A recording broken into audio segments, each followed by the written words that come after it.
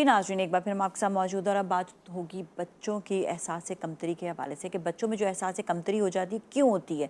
हम ये देख रहे होते हैं कई ममालिक में ऐसे कि बच्चे बड़े कॉन्फिडेंस होते हैं, उनमें बहुत कॉन्फिडेंटली सामने आते हैं, बहुत उनमें जो एक उनका बॉडी पॉस्चर ही बिल्कुल अलग होता है। इसी तरह पाकिस्तान में भी कई बच्चों को ऐसे देखते हैं कि वो बिल्कुल उनको पता होता है कि हमने कहाँ पर किस तरह कहाँ कैसे बात करनी है बच्चों के बारे से।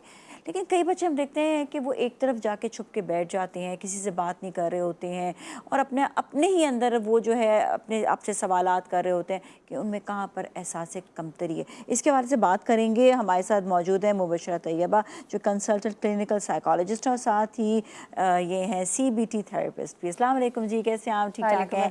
Thank you so much for being here. अच्छा, सबसे ये बताइएगा कि बच्चों में एहसास कमतरी कब होती है, कैसे होती है, क्यों पैदा होती है और इसका पता कैसे चलता है?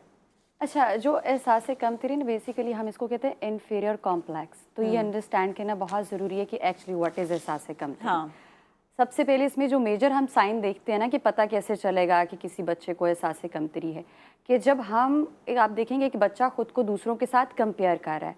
He is more beautiful than me, like उसका कलर मुझसे ज़्यादा फेयर है, उसकी एकेडमिक अचीवमेंट मुझसे ज़्यादा हैं, वो मुझसे ज़्यादा शार्प है, he is more intelligent than me. The major sign is कि जब आप कंपैरिजन स्टार्ट करते हैं। होती कब है? ये तब स्टार्ट होती है जब आपके पेरेंट्स चाहे तो 1 ईयर के बच्चे को कंपेयर करना शुरू कर दें कि वो जो बच्चा है, मेरा बच्चा बहुत अच्छा है। हमें लगता है कि जो 1 ईयर का बच्चा है वो अंडरस्टैंड नहीं कर सकता आपकी फीलिंग्स को, आपके इमोशंस को, उसको ये समझ नहीं आ रही what are you talking about. But जो आपके एक्शंस है ना, जो आपका बिहेवियर है, वो बच्चे को सब कुछ सिखा रहा है और जो उसका ब्लैंक स्लाइड, उसका एक माइंड है, उसमें वो लिखता जा रहा है, वो अब उन चीज़ों को नोटिस करता जा रहा है कि जो मेरे पेरेंट्स हैं इन फ्रंट ऑफ एवरीवन वो दूसरे बच्चे के साथ कंपैरिजन कर रहे हैं। इवन अपने बच्चों के साथ जो कंपैरिजन हो रहा होता है सिबलिंग्स के दरमियान, हाँ, आपस में भी बड़े भाई को होते हैं, देख लो, उसने तो कभी तंग नहीं किया। हाँ। बड़े भाई को देख लो, वो बहुत लाइक है। बड़े भाई को देख लो, वो तो कभी उसके ग्रेड्स बुरे नहीं आए, वो तो कभी फेल नहीं हुआ। अच्छा, ये स्कूल में भी हम देखते हैं कि बच्चों को फ़ौरन से कह दिया जाता है तुम आता नहीं है पढ़ना, तुम पढ़ नहीं सकते, मतलब आप उसको फ़ौरन से फीड कर देते हैं कान में उसके कि तुम कर ही नहीं सकते हो। वो जो आपने कहा ना कैसे, हाँ, वो जो आपने कहा ना कैसे, हाँ, ये एकदम से एक बच्चा एहसास कमतरी का शिकार नहीं होता। ग्रेजुअली पहले घर में पेरेंट्स कजन के साथ कंपेयर कर रहे हैं, सिबलिंग्स के साथ कंपेयर कर रहे हैं, पूरी फैमिली में जितने भी अच्छे लोग हैं उनके साथ कंपैरिजन कर रहे हैं, वो यहाँ पहुँच गया, आप कैसे कर रहे हो। और उसके बाद जो टीचर है स्कूल में, वो भी उसी पिच पर सेम बिहेवियर के साथ एक बच्चे को कह रहा है कि तुम इस लेसन को अच्छे तरीके से लर्न नहीं करते। देखो अपने बाकी जो आपके साथ आपके क्लास फेलोज हैं, आपके फ्रेंड्स हैं, वो कितना अच्छा परफॉर्म करें, वो कितना अच्छा खेलते हैं, वो कितने एक्टिव हैं, लेकिन आप ऐसे नहीं हो। तो एक बच्चा घर में भी जो है वो सेम सेंटेंसेस सुन रहा है, स्कूल में भी, और उसके बाद आपका जो पीयर ग्रुप है वो भी आपको बुली करेगा। अच्छा, मैंने ये भी देखा कि जो स्टूडेंट्स होते हैं ना, हमारे अक्सर स्कूल में तो ये हो जाता था कि जो वीकर होते थे उनको ज़रा इंटेलिजेंट वालों के साथ बिठाते थे और उनकी आपस में मिंगल अराउंड करते थे कि आप लोग आपस में गुस्सा बैठे उठे तो वो भी इतना ही शार्प हो। लेकिन अक्सर मैं ये देखती थी कि बिल्कुल जो स्टूडेंट्स भी होते थे ना, वो उन बच्चों को भी दूर रखते थे जो ज़रा रीडिंग में कमज़ोर होते थे। अच्छा, जहाँ पर रीडिंग में कमज़ोर होते थे वहाँ पर जो मैं प्रैक्टिकली बता रही हूँ, मैं ये देखती थी कि टीचर इनको डांट रहा है, इनको ये नहीं बताया, इनको ये तो समझाए कि रीडिंग करनी किस तरह से है, तुम्हें पढ़ना नहीं आता, बस दैट्स इट।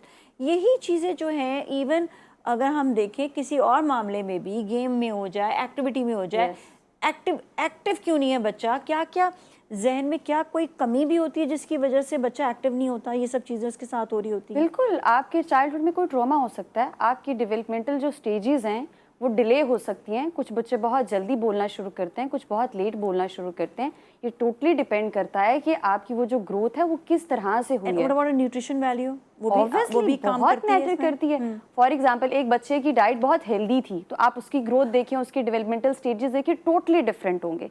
एक वो बच्चा कि जिसको शुरू में, और यहाँ पर आप देखिए ना, अगर आपका सोशो इकोनॉमिक स्टेटस बहुत लो है, जो पेरेंट्स है वो खुद हेल्दी डाइट नहीं ले रहे, तो नेक्स्ट जो बच्चा है उसको भी हेल्दी डाइट नहीं देंगे, तो अल्टीमेटली बच्चा जब स्कूल में जाएगा तो वो इन्फीरियर कॉम्प्लेक्स का शिकार डेफिनेटली होगा। क्यों? क्योंकि वहाँ पर वो देखेगा कि अच्छा बाकी सब तो जो है उनकी फिजिकल अपीयरेंस वाइज, उनकी स्किन, उनका बाकी जो उनकी हेल्थ है वो उससे ज़्यादा बेहतर होगी एज़ कम्पेयर टू कि वो देखेंगे वो बच्चे बहुत ज़्यादा कि बहुत पतले होंगे और बहुत लाइक थिन, और उनके कलर्स भी जो हैं वो फेस पर वो जो फ्रेशनेस आपकी होती है due to your healthy diet वो सारी चीज़ें नहीं होती।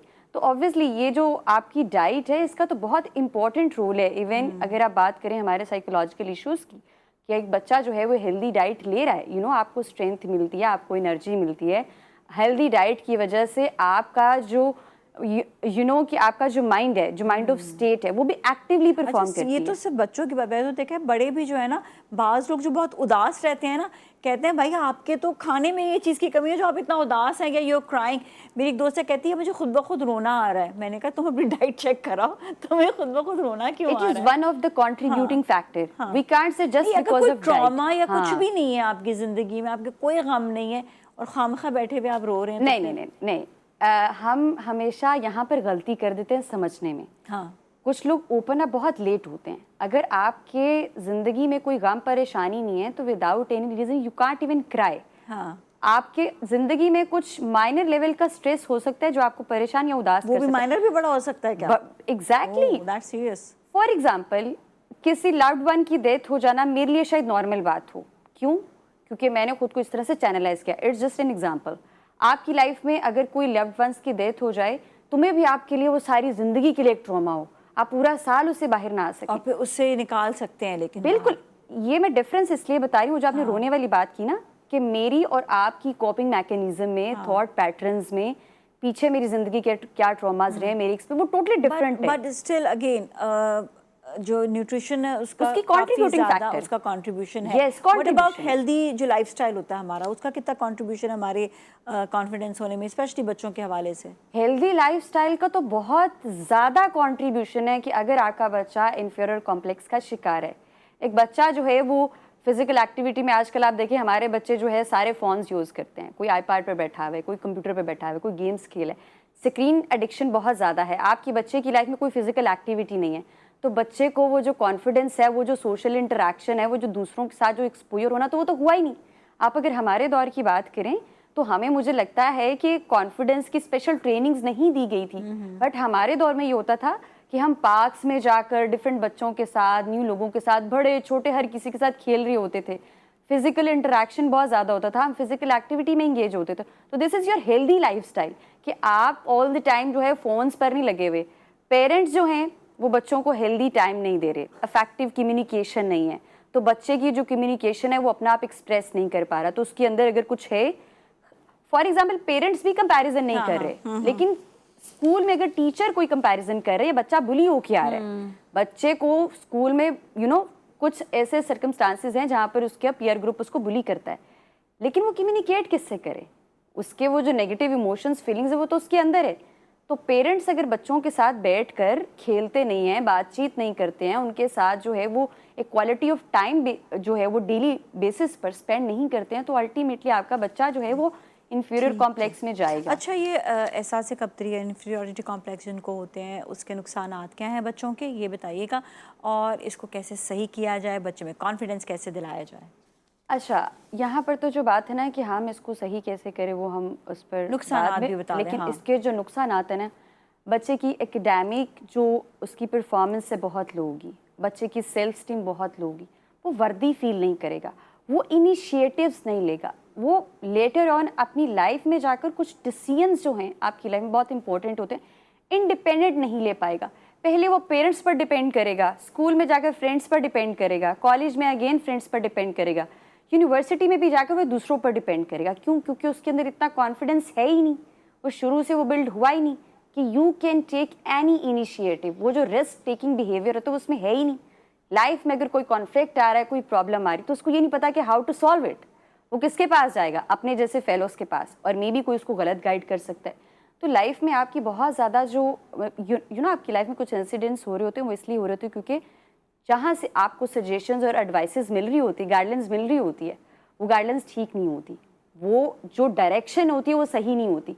लेकिन क्योंकि आप एक इन्फीरियर कॉम्प्लेक्स का शिकार होते हैं, तो आपको ये नहीं पता होता कि हमने राइट डिसीजन कैसे लेना है राइट टाइम पर। और ऐसे लोग जो होते हैं ना, वो हमेशा बहुत अकेले रहते हैं।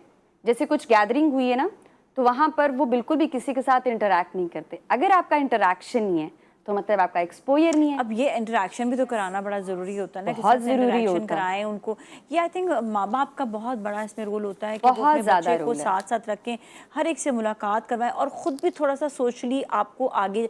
मैंने देखा माँ बाप भी अपने काम में बिजी रहते हैं और बच्चों को सोशली आगे खुद भी नहीं होते हैं और ना उनको आगे करते हैं, जिसकी वजह से बहुत सी चीज़ों में बच्चे कमी रह जाती है। और बच्चों में एक चीज़ ज़रूर देखनी चाहिए, बच्चों में ये ज़रूर देखें कि वो किस चीज़ में दी बेस्ट है। वो पेंटिंग में द बेस्ट है, उसको आगे करें, उसको अप्रिशिएट करें। कुकिंग में अच्छा है, उसको उसमें आगे अप्रिशिएट करें।